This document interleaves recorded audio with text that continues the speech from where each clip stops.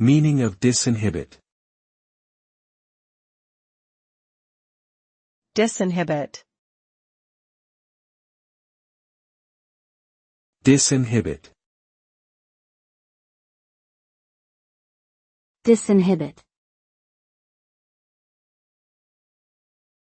Disinhibit. The term disinhibit refers to a psychological process in which a person's inhibitions or self-restraints are reduced or removed, often resulting in uninhibited or impulsive behavior. Disinhibition can be caused by various factors such as alcohol or drug use, brain damage, or certain psychiatric disorders.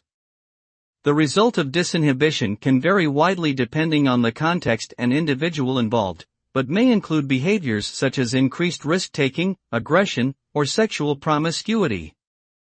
In some cases, disinhibition can lead to dangerous or harmful actions with potentially serious consequences.